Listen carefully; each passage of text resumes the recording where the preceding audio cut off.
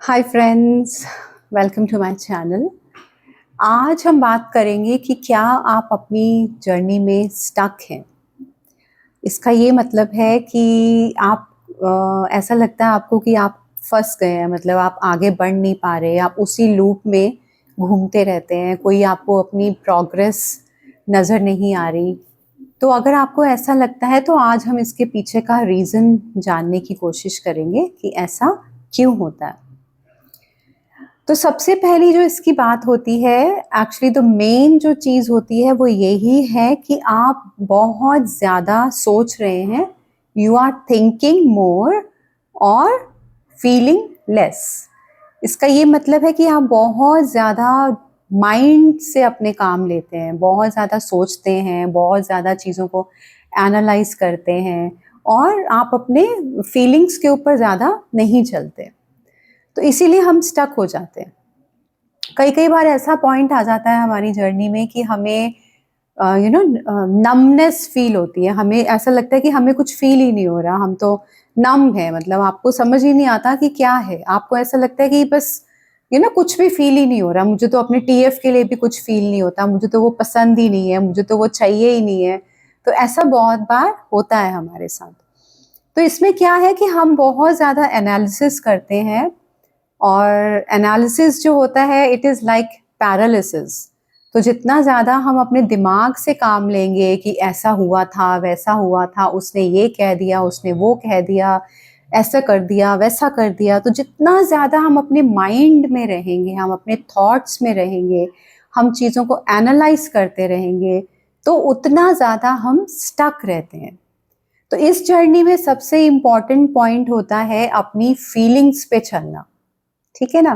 दिमाग से नहीं चलना होता इतना जितना हमें अपने दिल से चलना होता है, हमें अपनी फीलिंग्स के साथ चलना होता है। ठीक है ना।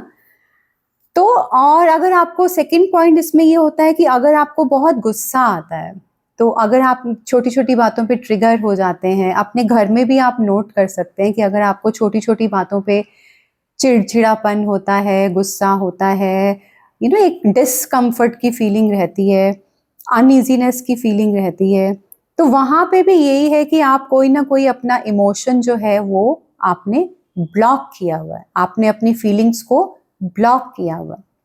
गुस्सा आने का मेन रीज़न यही होता है कि हम उसके पीछे जो फीलिंग्स छुपी हुई हैं, हम वो नहीं देखते। ठीक है ना। हमको लगता है गुस्सा आ रहा है, पता नहीं क्यों आ रहा है, चिड़चिड़ापन हो रहा है, पता नहीं क्यों हो रहा है बस।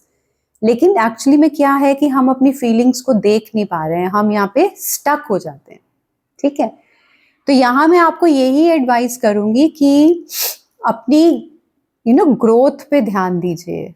आपको ये चीज समझनी है कि ये जो जर्नी है वो टीएफ की तो है ही है, लेकिन ये गॉड की तरफ जाने की जर्नी है। तो गॉड से कनेक्ट करिए, अपने आप से अपने हार्ट स्पेस से कनेक्ट करके आप गॉड की एनर्जी से कनेक्ट करिए, डिवाइन पावर से कनेक्ट करिए और उनको सरेंडर करिए। यहाँ पे सरेंडर करना बहुत ज़रूरी होता है। आप उनको ये सरेंडर करिए, आप बोलिए कि God I universe I choose to feel my feelings. मैं अपना जितना भी सारा स्ट्रेस है, जितने भी मेरे अनलिमिटेड थॉट्स जो मुझे आते रहते हैं, जो मैं हर वक्त एनालिसिस करती रहती हूँ एक एक चीज़ का, मैं उसको सरेंडर करती हूँ और मैं चूज करती हूँ अपनी फीलिंग्स पे चलना। ठीक है।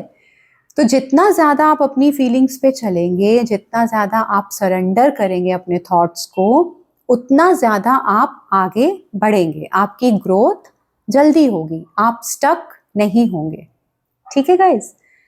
और दूसरी बात मैं आपको यहाँ ये कहना चाहती हूँ कि जो हम कहते हैं ना कि हमें मेरा टीएफ पसंद नहीं, मुझे मुझे उसका ये वाला रूप पसंद नहीं है, ये नहीं, वो नहीं, मुझे तो उसकी ज़रूरत नहीं है, ऐसा भी एक पॉइंट आता है जब हम ऐसे कह देते हैं। तो यहाँ पे भी एक्चुअली हम अपनी किसी चीज़ से भाग रहे होते हैं।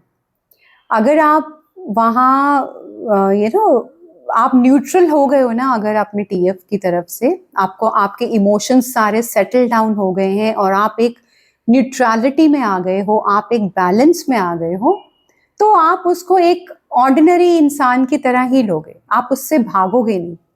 ये नहीं होगा कि आपने उसको देखा और वहां से एकदम से भाग लिए कि नहीं नहीं नहीं नहीं, मुझे तो इसके पास रहना ही नहीं, मतलब इसको फेस ही नहीं करना, अरे नहीं मुझे तो इसकी जरूरत ही नहीं है।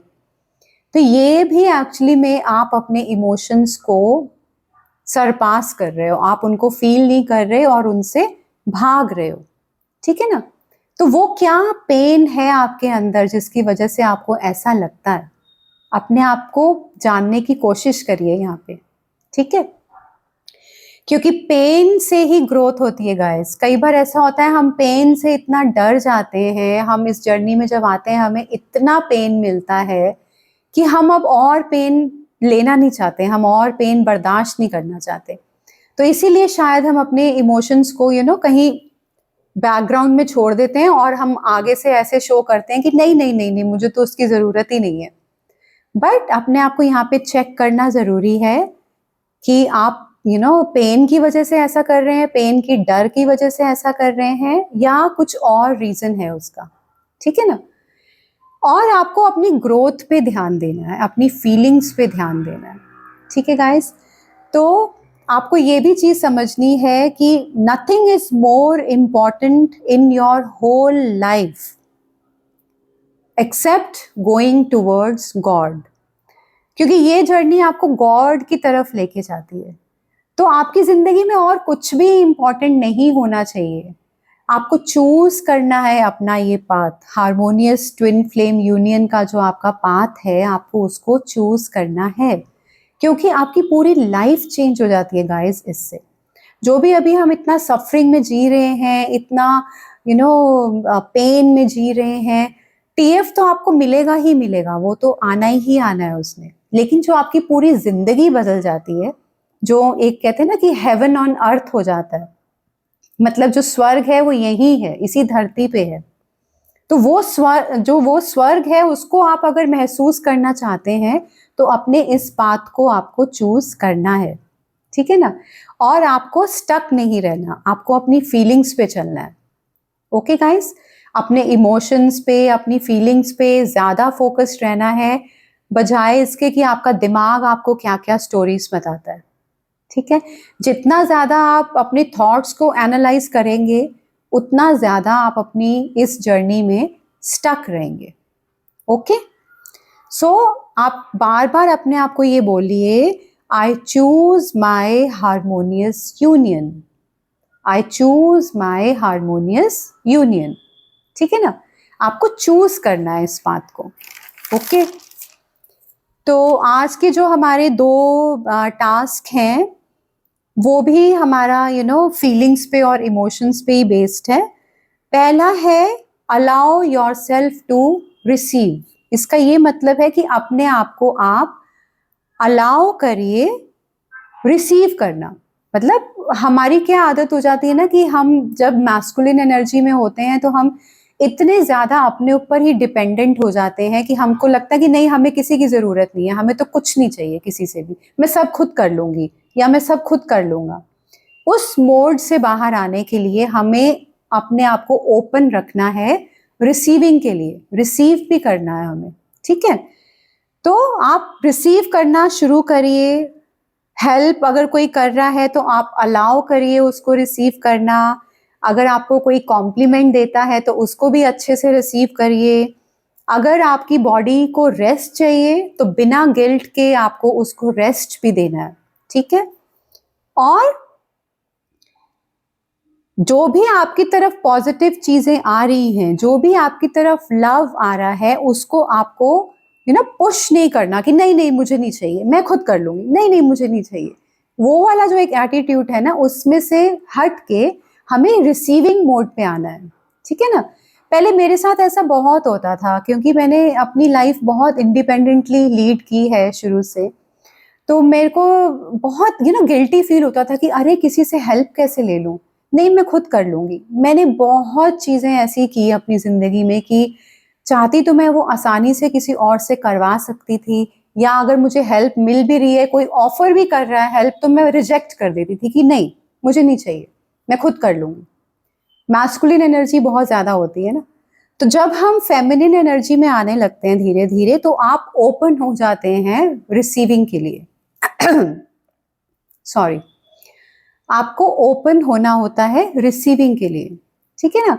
तो अगर आपको कोई हेल्प कर रहा है, अगर आपको कोई प्यार दे रहा है, अगर आपको कोई कॉम्प्लीमेंट दे रहा है, तो उसे रिसीव करिए और खुशी से करिए, ठीक है। इसमें गिल्टी फील नहीं करना कि अरे मैं कैसे किसी से हेल्प ले लूं, आप क्यों नहीं ले सकते हेल्प किसी से। तो आप अपने आप को ओपन रखिए रिसीविंग के लिए, ऑल राइट। और रेस्ट करना बहुत ज़रूरी है। यहाँ पे भी हम लोग बहुत अपने आप को ज़बरदस्ती अपनी बॉडी को चलाते रहते हैं और हम ये सोचते हैं कि नहीं नहीं सारी रिस्पॉन्सिबिलिटी मेरे ऊपर ही है, और बीमार हैं तब भी हम काम करते रहेंगे अपना, क्योंकि हमें गिल्टी फील होता है कि नहीं मुझे तो करना ही है। बट यहाँ पे भी आपको थोड़ा सा स्टेप बैक लेना है और रिसीव करना है, ऑल राइट। रेस्ट भी एक फॉर्म ऑफ रिसीविंग है।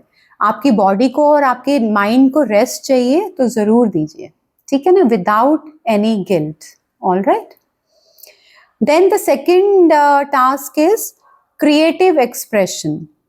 इसका ये मतलब है कि अपने आप को एक्सप्रेस करिए फ्रीली। जैसे मैंने आपको पहले बताया कि हम अपने दिमाग में स्टक रहते हैं, इसीलिए हम स्टक हो जाते हैं अपनी जर्नी में भी। तो जब आप अपने आप को एक्सप्रेस करेंगे, अपनी क्रिएटिव साइड को एक्सप्रेस करेंगे, तो आप अपनी फीलिंग्स को फील करने लगेंगे, ठीक है ना। तो अगर आपको ऐसा लगता है कि आप स्टक हैं इस जर्नी में, या आप अपने दिमाग से बहुत काम लेते हैं, आपको बहुत गुस्सा आता है, बहुत इरिटेशन होती है, तो आपके लिए ये टास्क बहुत ज़रूरी है। आप अपने क्रिएटिव एक्सप्रेशन को बाहर निकालिए। Express yourself freely. राइट करिए, अगर आपको लिखना अच्छा लगता है आप लिखिए, आपको गुनगुनाना अच्छा लगता है आप वो करिए, आपको डांसिंग अच्छी लगती है आप वो करिए, आपको पेंट करना अच्छा लगता है आप वो करिए। कोई भी आपकी हॉबी हो, गार्डनिंग आपको पसंद है आप वो करिए।